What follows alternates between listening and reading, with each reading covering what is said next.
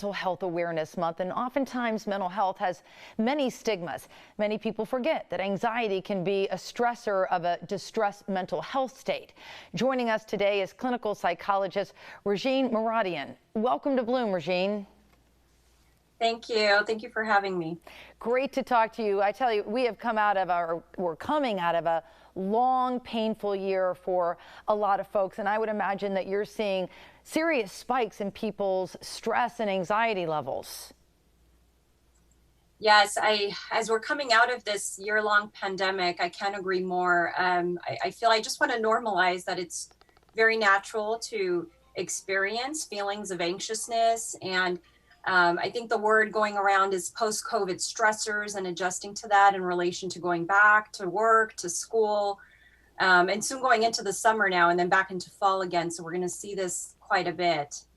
And it's important for people to seek help. And the good news is, out of all the terrible things that happened during the pandemic, at least people have easier access to mental health care, and they should take advantage of that. Yes, I wanted to touch upon it. You make a really great point, because I feel like a lot of people probably feel like there is no hope, or they're not sure how to kind of recover from a lot of these symptoms that are sometimes questionable for them. So I've really described this pandemic anxiety as a result of non-moving fatigue. So I think we have to be mindful of that, which is a decrease in our normal way of life and activity, and going back now to what we used to do and how we used to function. So, I want people to be kind of mindful of that. There's certainly been a lack of daily physical movement, social interaction, which are all contributors to this anxiety or anxious feeling of post-COVID stressors.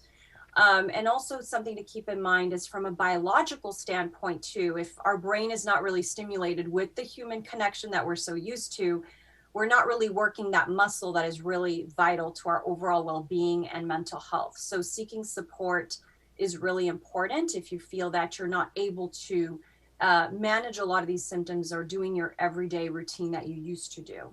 I think it's so interesting, what you just described, because my oldest daughter flew in from New York after being fully vaccinated for a vacation here with the family in Florida. And she did say to me, "Mom, I've been cooped up for so long in a small space working from home that just the day-to-day getting out and about, I'm exhausted." So that's actually a symptom of being locked in and not being part of the daily routine that she typically did when New York was, in its heyday. Yes, fatigue and this kind of like low affect type of feeling, I do concur. I love how you brought up your daughter, because my daughter also felt the same thing. I think they're really excited about reintegrating into society and doing things. And I think it's just this overall excitement that everything is kind of opening back up. But the body and the mind is just not used to that. So it's certainly going to take some adjustment. But I think also normalizing it and explaining it to, people who do come forward and explain it to you as a form of fatigue is important as well, so that it doesn't alarm them. Because I think what we don't know can be kind of scary, and it is a normal system, and we will bounce back to it. And I think it's just slowly reintegrating yourself, because you may also feel decreased motivation. I mean, we're certainly seeing this as we're ending, the school year.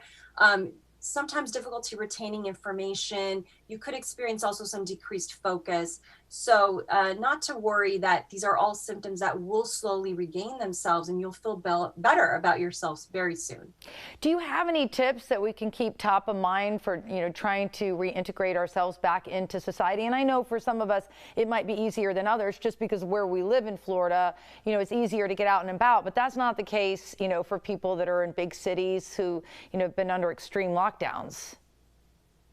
Yes, I think the one major thing is, a lot of people are asking about tips and what can they do. First of all, I always praise people for just asking on what can we do, because that means that you're being mindful and you're recognizing the symptoms. So one thing that could be really helpful is journaling your feelings and emotions. That's really a powerful tool. I also like to kind of focus on the positive and really asking yourself, what were the positive changes that really happened in your life during this pandemic, if there were any for you, because that really helps you brings you back to the present.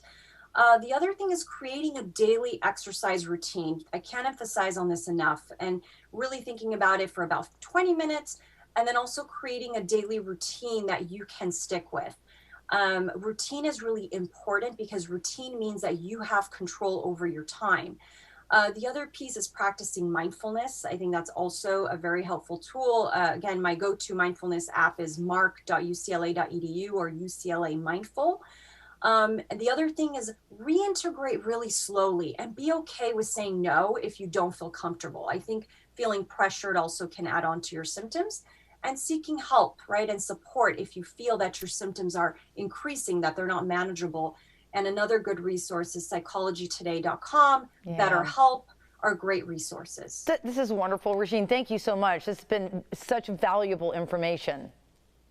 Thank you for having me. All right, and for more information, you can visit reginemeradian.com, and we'll be back with more Bloom right after this.